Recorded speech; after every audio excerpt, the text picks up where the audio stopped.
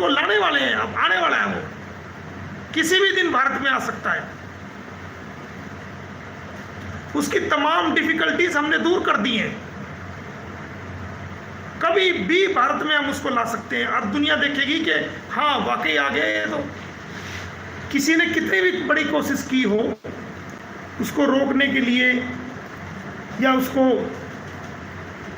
ये करने के लिए कि वो भारत में ना आए, बट हमने भी अपनी सारी कोशिश की है। कभी भी भारत में आ सकता है। अगर कोई फिर भी अड़चन अड़ती है तो मैंने आपको कई बार बोला कि मैं स्वयं जाऊंगा और उसको लेके आऊंगा। तो दोस्तों, जो हमारा ये एक इंसानियत का परिवार है, मैं आप सभी से, सभी भाइयों से ये अपील करना चाहूँगा, ये रिक्वेस्ट करना चाहूँगा कि ये केस अब हम जीत की तरफ लेके आ गए हैं। ये केस हम एंड की तरफ लेके आ गए, हम इसमें कुछ बचा हुआ नहीं है। हमारा मकसद सीमा हैदर को लेना नहीं, ये मैं क्लियर कर दूं। सीमा हैदर जाओ भाड़ में, हमें उससे कोई लेना देना नहीं। हमने उसको जेल करानी है, जैसे ही चार्जशीट आएगी हम उसको सजा कराएंगे ही कराएंगे। और उसके अलावा भी जो हमने केस डाले हुए उसमें सजा होगी ही होगी। इसको जेल कराना मकसद है और हमारा जो मेन मकसद है वो गुलाम हैदर के बच्चों को, गुलाम हैदर को दिलवाना मकसद है, जिसको हम कर चुके हैं, जो ये काम होके रहेगा। और हमें अपने इस इंसानियत के परिवार को कैसे लेकर चलना अच्छी तरह आता है, कैसे हमें एक दूसरे का मान सम्मान करते हुए लेकर चलना अच्छी तरह आता है, हमें कैसे पूरे परिवार के अंदर बहनों की, माताओं की किस प्रकार उनकी इज्जत हो, उनके बारे में कोई गलत शब्द का यूज़ नहीं किया जाए, भाइयों का मान सम्मान भी हो, सभी का मान सम्मान हो। ये इंसानियत की लड़ाई अब आखिरी और अंतिम चरण में पहुंच गई है। अब तो रिजल्ट मिलने वाला है और लास्ट में किनारे पे आकर डूबने वाली बात कर रहे हो।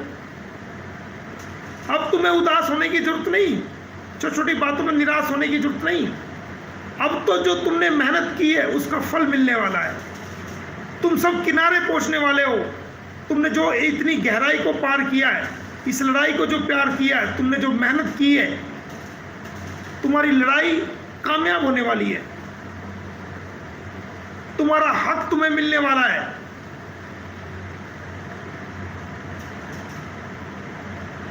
तो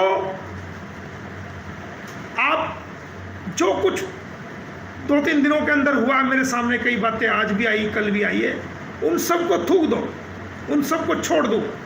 अब ये सब बातें की जा रही है ताकि तुम मकसद से अलग हो जाओ, तुम मकसद से भटक जाओ, तुम्हारी मेहनत खराब हो जाए।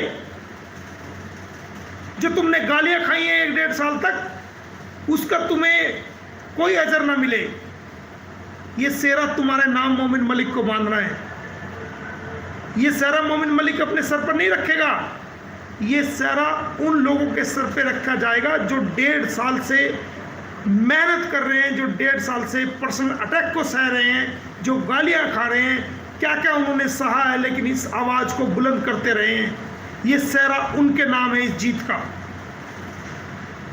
इस कामयाबी का सेहरा उन लोगों के नाम है जिन्होंने अपनी आवाज़ को बुलंद किया है, जिन्होंने अपने विचार रखे हैं, दूसरों की सुनी है। और किसी को उदास होने की जरूरत नहीं। एक चैनल कह रहा था इस केस में कुछ नहीं हुआ, अब कुछ नहीं होने वाला। तो मेरे भाई, अगर तुझे ऐसा लगता है ना कि कुछ नहीं हुआ, तो तू इस विषय को छोड़ दे, इस मुद्दे को छोड़ दे। दुनिया में और भी मुद्दे हैं, तू वो पूरे कर ले।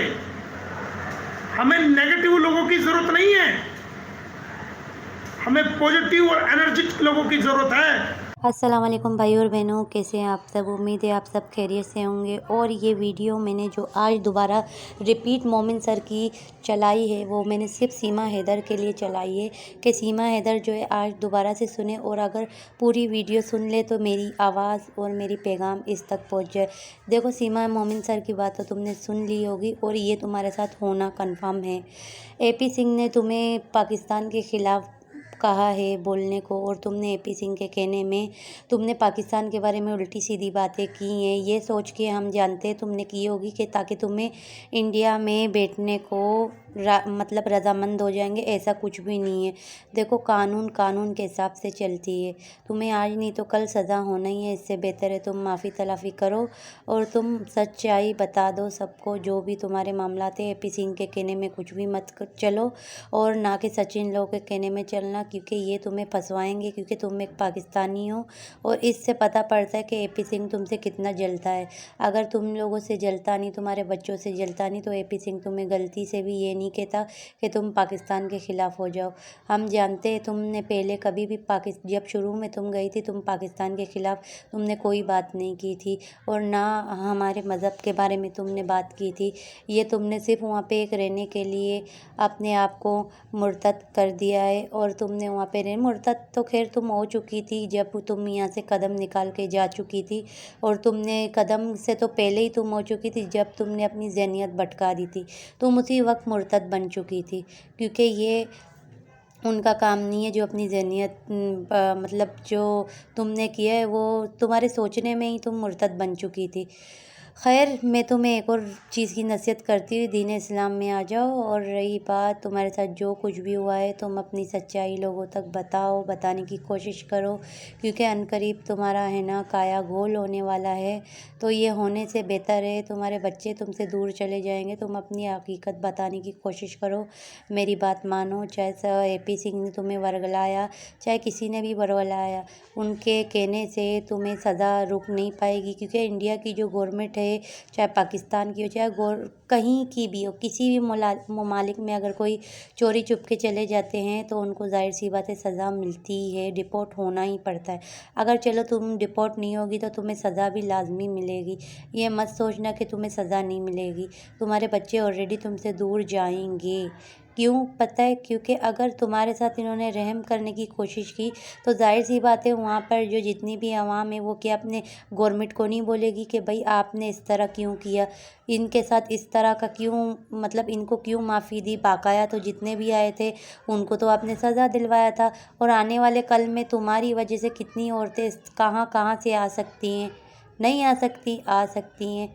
और तुम्हारी वजह से कितना सब कुछ निज़ाम धर्म भरम हो रहा है। हाँ, तो तुम इससे बेहतर है तुम अपनी सच्चाई बताने की कोशिश करो। जो तुम्हारे साथ हो चुका है, हो रहा है, वो सब बताओ, और तुम अपने घर वालों से भी राब्ता करो। मेरा तो यही कहना होगा, उनको बोलो कि जिस तरह आज वो हैदर भाई के बारे में बता रहे हैं, बोल रहे हैं, क्योंकि जो दिखता है इंसान वही बताता है। और जैसे कि गुलाम हैदर भाई को हम देख रहे तो हम वही बता रहे थे।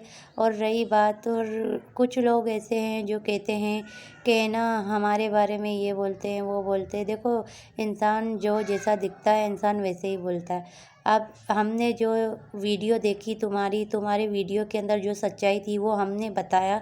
यहाँ तक कि मैंने आप सबको पता होगा, मैंने वो वीडियो सबों को बताया तो सबों ने मेरी वीडियो वो जो मैंने रिकॉर्डिंग की थी तो वो सब ने ली। मगर है ना कि मैंने तो किसी को कुछ भी नहीं बोला। तो इस पे ये क्या तेरा मेरा लगा के बैठे हुए कि हम ही सच बताते हैं, ये आपकी गलतफहमी है। सच हर कोई बताता है।